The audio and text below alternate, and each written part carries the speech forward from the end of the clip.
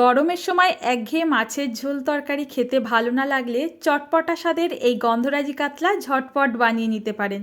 বাড়িতে কোনো গেস্ট আসলে পরিবেশন তো করাই যাবে, তার সঙ্গে যদি মাছের একদম ভিন্ন স্বাদের রেসিপি ট্রাই করতে চান, এটা বানিয়ে দেখতে পারেন। তো নমস্কার বন্ধুরা, নতুন একটা রেসিপিতে সবাইকে স্বাগত। চলুন তাহলে আজকের রেসিপি কথা না বাড়িয়ে শুরু করা যাক। প্রথমে নিয়ে নিতে হবে এখানে পরিমাণ মতো মাছের টুকরো, আর এটাকে না আমি আগের থেকে ভালো করে ধুয়ে জল ঝরিয়ে নিয়েছি।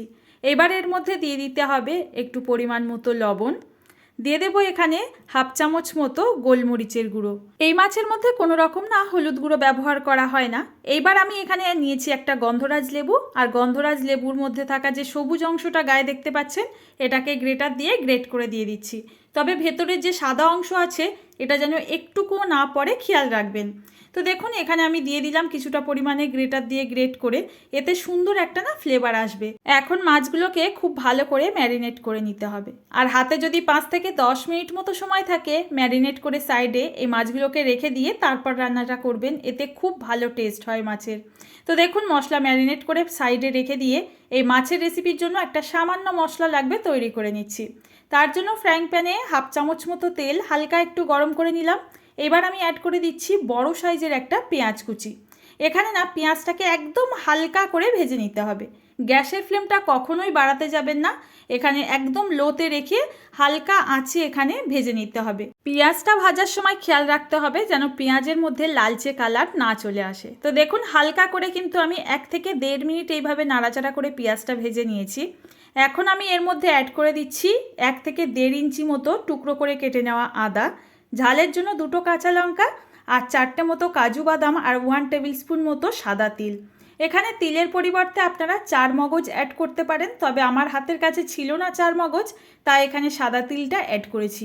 সাদা তিল দিয়েও কিন্তু এর টেস্ট দুর্দান্ত আসে। এবার এই সমস্ত মশলাগুলোকে হালকা আঁচে কিন্তু আমি 1 থেকে 1.5 মিনিট সময় নিয়ে একটু ভেজে নেব।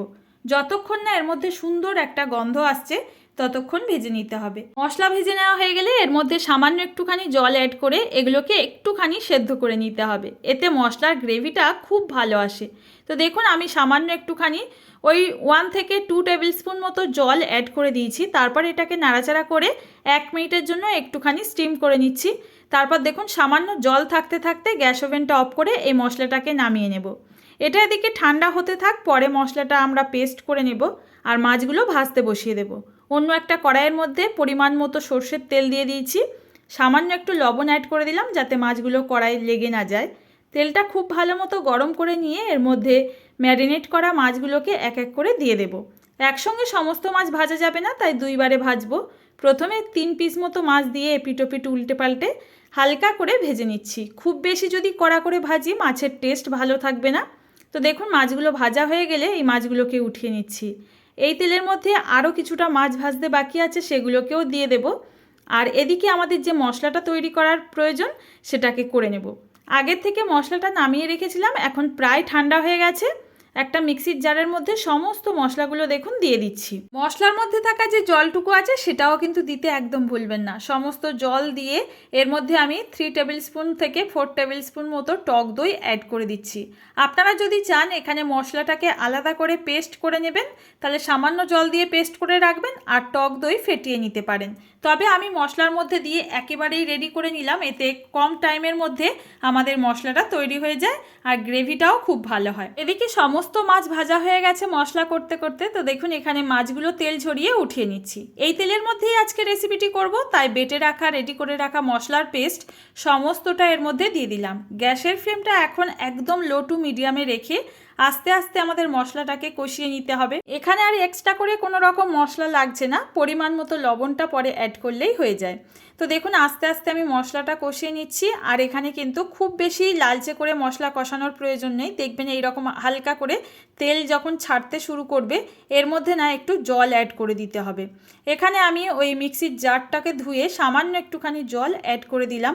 এই গ্রেভিতে না খুব বেশি যদি ঝোলটা হয় তাহলে খেতে ভালো লাগে না। মাছটা একটু যেমন আমরা ভাপা ইলিশ বা এরকম গ্রেভিওয়ালা যে মাছের রেসিপি করি ঠিক সেই রকমভাবেই কিন্তু জলটা অ্যাড করতে হবে। এখানে দেখুন অল্প সামান্য জল দিয়ে গ্রেভিটা যখন একটু ফুটে উঠবে ভেজে রাখা মাছগুলো দিয়ে দিলাম। দিয়ে দিচ্ছি চেরা কাঁচা লঙ্কা, ঝালটা অবশ্যই স্বাদ মতো নিজেদের অ্যাড করতে হবে। এবার একটু লেমন জেস্ট আবারও কিন্তু গ্রেটার দিয়ে গ্রেট করে দিয়ে দিলাম। পরিমাণ মতো লবণটা অ্যাড করেছি আর সামান্য কয়েক দানা একটু চিনি অ্যাড করলাম। যেহেতু এখানে 2 রকমের টক ব্যবহার করা হচ্ছে, মাছের এই টেস্টের ব্যালেন্সের জন্য অবশ্যই একটু চিনি অ্যাড করবেন। এবার গ্যাসের ফ্লেমটা মিডিয়ামে রেখেই মাছগুলোকে এপিট ওপিট উল্টে পাল্টে 5 মিনিটের জন্য ঢাকা দিয়ে রান্নাটা করব। তাহলে মাছটার মধ্যে এই গ্রেভিটা খুব ভালো মতো চলে যাবে। ঠিক 5 মিনিট পর ঢাকনাটাকে খুলে নিয়েছি আর দেখুন গ্রেভিটা কিন্তু একদম রেডি। নামানোর আগে একটু গোলমরিচ গুঁড়ো, একটু গন্ধরাজ লেবুর পাতা, যাতে ফ্লেভারটা খুব ভালো আসে, আর একটুখানি লেবুর রস একদম গ্যাসটা অফ করার আগের মুহূর্তে দিয়ে গ্যাসটাকে কিন্তু অফ করে দিতে হবে। আমি গ্যাস ওভেনটা অফ করে দিয়েছি আর নাড়াচাড়া করে এটাকে 5 মিনিটের জন্য স্ট্যান্ডিং টাইমে রেখে গরম গরম সার্ভ করব ভাতের সঙ্গে। আপনারা কিন্তু এইভাবে বানিয়ে ফ্রায়েড রাইস, পোলাও কিংবা সাদা ভাতের সঙ্গে পরিবেশন করতে পারেন। খেতে কিন্তু দুর্দান্ত হয়। আজকের রেসিপিটা আপনাদের কাছে কেমন লাগলো জানাতে কিন্তু একদম ভুলবেন না। ভালো লাগলে ফ্রেন্ড ও ফ্যামিলির কাছে রেসিপিটি শেয়ার করার জন্য অনুরোধ রইল। আর নতুন বন্ধুরা আজ প্রথমবার আমার চ্যানেলে এসে থাকলে প্লিজ চ্যানেলটি সাবস্ক্রাইব করে পাশে থাকবেন। পেজ থেকে দেখলে পেজটি ফলো করে নিতে পারেন। আজ তাহলে এই পর্যন্ত, দেখা হবে নতুন কোনো রেসিপিতে। ধন্যবাদ।